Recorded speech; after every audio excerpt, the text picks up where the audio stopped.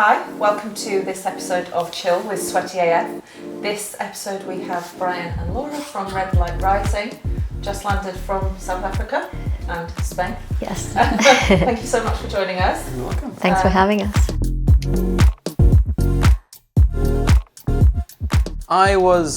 I've been into kind of health and wellness for a long time, since I was very, very young, and I kept kind of like trying to read and learn about it and, try and do whatever I could to be as healthy as possible with diet and everything else that comes along with that. And then I got really sick from my diet, actually. I was vegetarian for a long time, and it actually made me really sick. It really ruined my digestion. I had severe joint pain. But I never, the entire time I was vegetarian, I didn't realize that it was my diet making me sick. I just thought I was unlucky and this is my genes, or I've inherited this and I'm just going to be sick now, as I was in my mid-20s. And then I overheard some chance conversations about other vegetarians that were sick and how they healed themselves with eating meat again.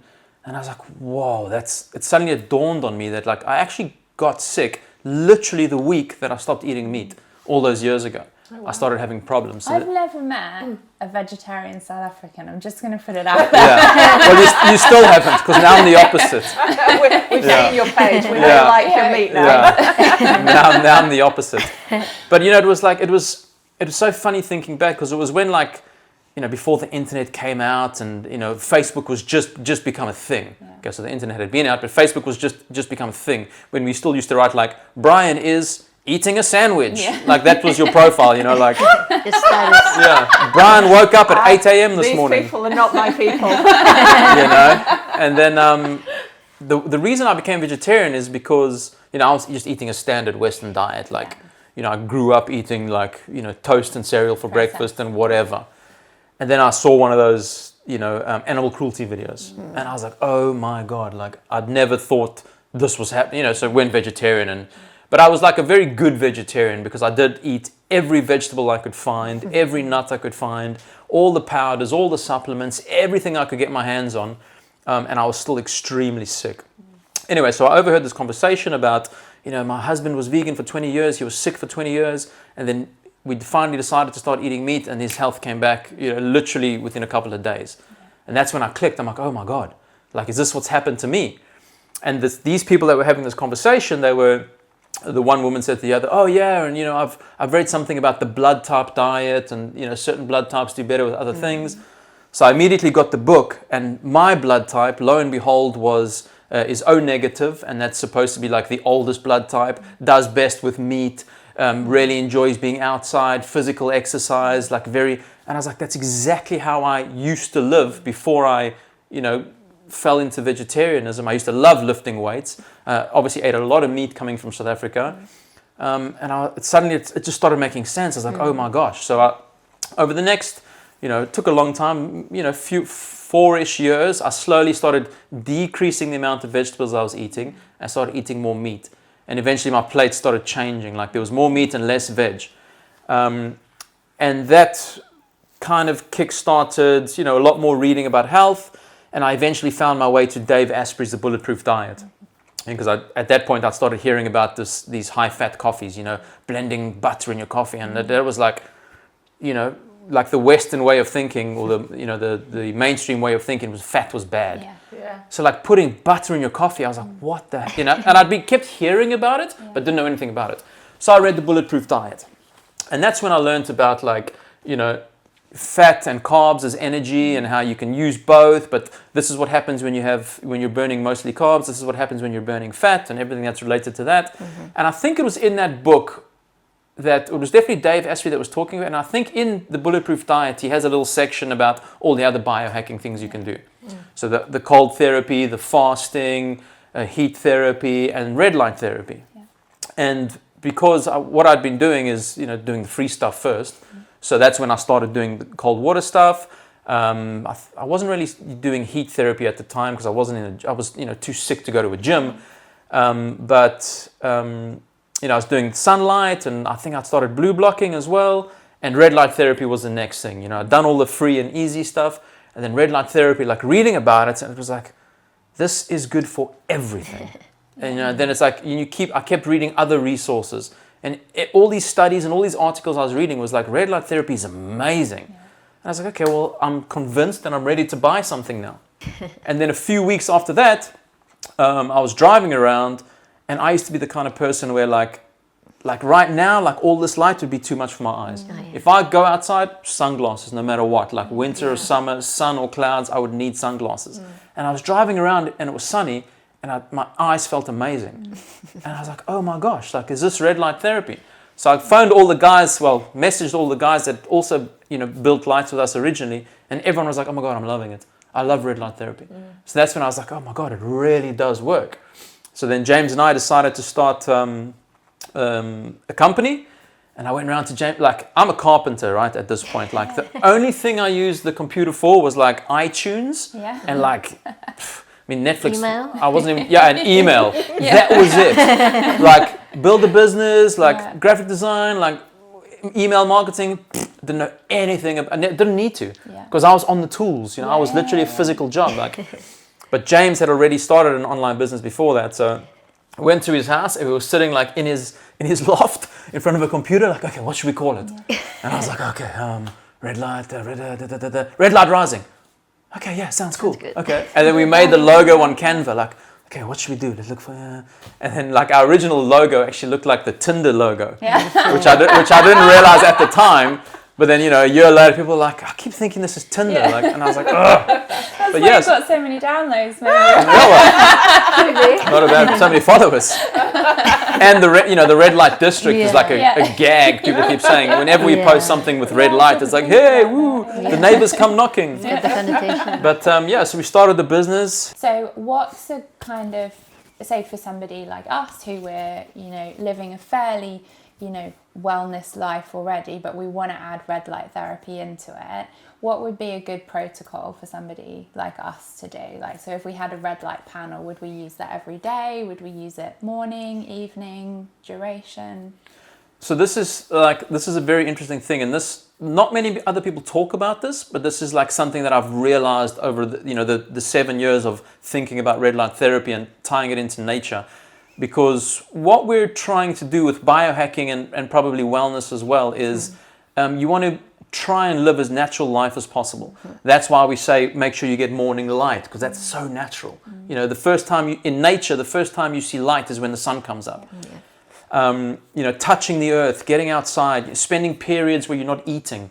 Because really in nature, like, you can't just grab a sandwich any time of the day or night. Your body's actually designed to go through certain periods of starvation. It's debatable how long. Maybe 48 hours is a bit like, ooh, you should at least grab some berries or some leaves kind of thing. But red light therapy is the same, and it took me a long time to realize this. And so what I tell people, the best times of the day to do red light therapy is around your sunrise and around your sunset. Because in nature, the only time you get higher red and infrared light is when the sun is really close to the horizon. So as it's coming up, the red and infrared light is highest, then it goes into the blues and greens and all that through the day, and then again at the end of the day, reds and infrareds are highest. And it ties, everything ties into circadian rhythm, but red light therapy especially. Because of that color red, it's, your cells and your DNA recognize red.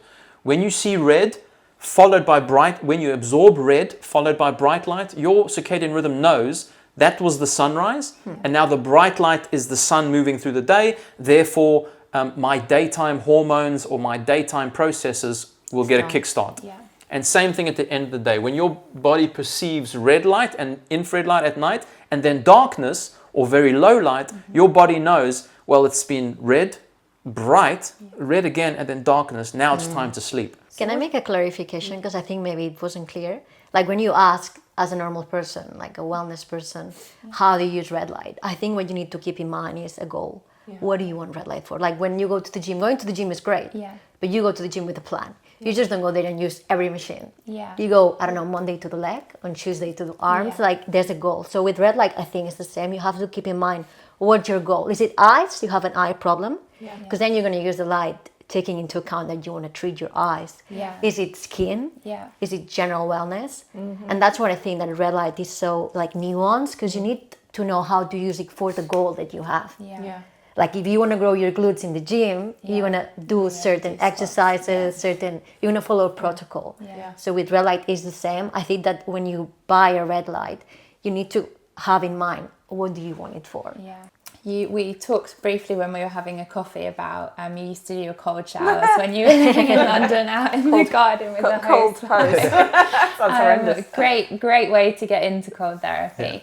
So a little bit about like that, why did you do cold therapy, and then maybe your protocol about how you could combine these two. Well, I was doing cold therapy because it's good for you, because it's really, really good for you, you know, and you can use that. You can use that clip. Yeah, it was just, you know, I was literally like reading about all of it, you know. So. But how did it make you feel? So when you first started doing cold therapy, how did it make what me was feel? that feeling? Was it like, because we often ask people this question, and it's like try and put it into words how you feel when you take a cold shower or you do an For me, it's a rush of energy. It feels like my body is breathing. You just get that hit of energy, you know? Yeah. For me, that's that. It's I would say oxygen is the word that comes to mind. I feel like my body just got this that rush. I was dreading it before I would do it every day, but I think it's, for me it must be mood or exhilarating, because afterwards I was always happy that I did it.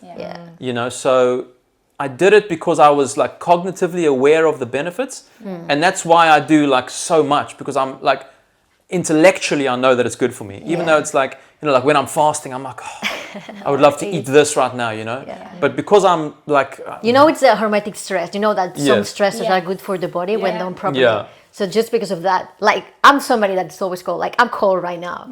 I'm very hypersensitive to all that, so like doing cold I was like, my brain's like, don't do it. What are you doing? But then logically, I know it's good for me.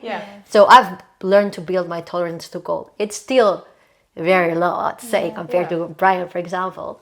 But I'd say that it's been really good for various things. Like health-wise, you get that energy input at the moment. But I think my nervous system has also benefited from it. And it's made me more resilient. Like if I start my day with a cold shower, I know for that day, anything can come at me. It's going to be easier than the cold shower. So it puts like things into perspective, because I've done something so hard for me already in the morning, and the rest of the day it's just so easy. A lot of people say that. You know, They do, We always really common. Well, we try to do it in the morning first thing.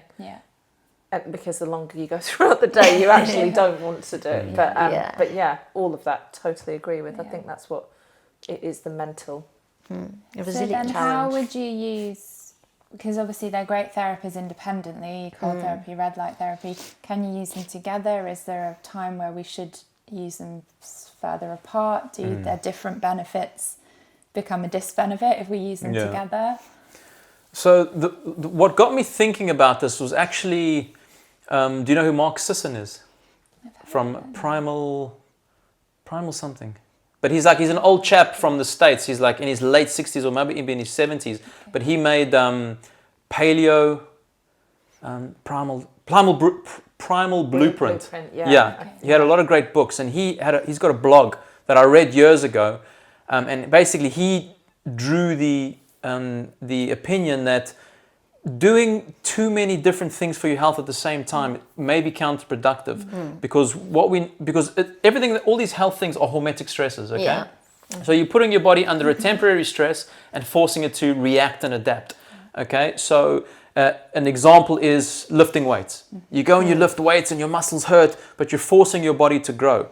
And I think the point that he made, the illustration that he drew, was that if you go and lift weights and you put your body under all the stress, you kickstart this hormonal process of this body repairing itself and looking after itself. And then if you immediately go and have a protein shake, then you're turning on the digestive process. And that's a different process. And your body will shut the one down and be like, okay, I'll never go to digest food. So you're losing something in favor of the other. So he made that point, like he was talking about exercise in general. It's like, it's good to leave some hours between things. So let your body actually you know, do what it's supposed to do. And that's, you know, you can think of that like fasting. Supposedly the real benefits of fasting only kicking after many, many hours, right? So if you're not fasting long enough, you're missing the end where all the good benefits come. And that's when I started thinking about, you know, all these wellness hacks in the context of what would happen in nature. You know, so that's also one of the reasons why I don't do cold therapy every day. Because if we were, you know, existing in nature and you fell into a cold river every day, eventually nature would be like, enough is enough. You're clumsy, you're falling every day.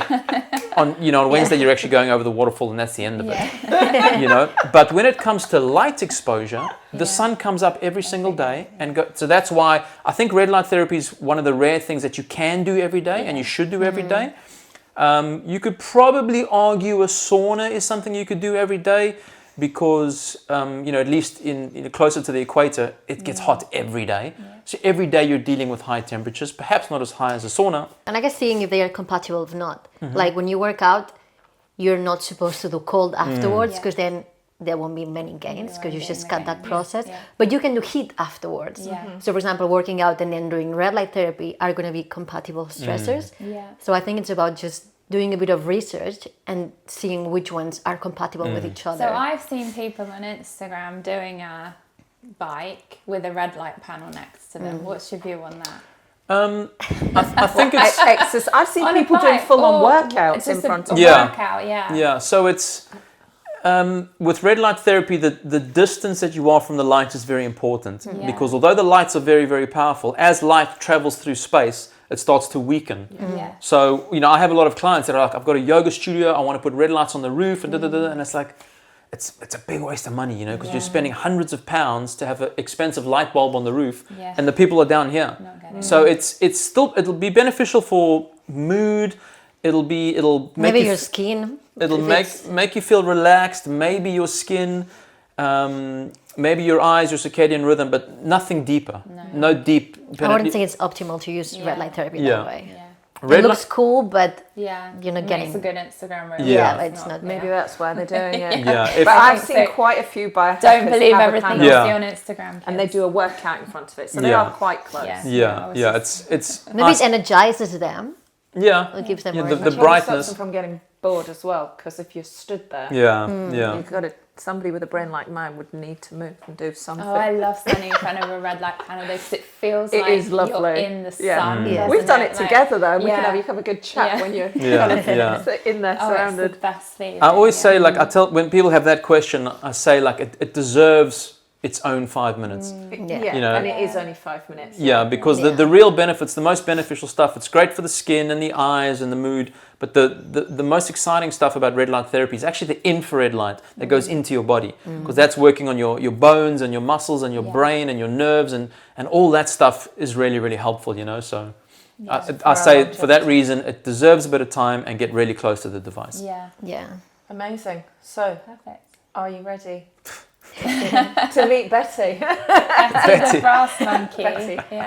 Waiting for you. There's a little bit of sun now, so let's go out now. Do you know what? We've been doing it since February, and it's it's so much nicer lovely now. You can feel the sun on your face. It's beautiful. It's quite a long way down. You're not going to jump in and get me soaking wet, are you? I'm not going to put my feet in and like torture myself for a few minutes. Just go at once. You're going to breathe in a little bit.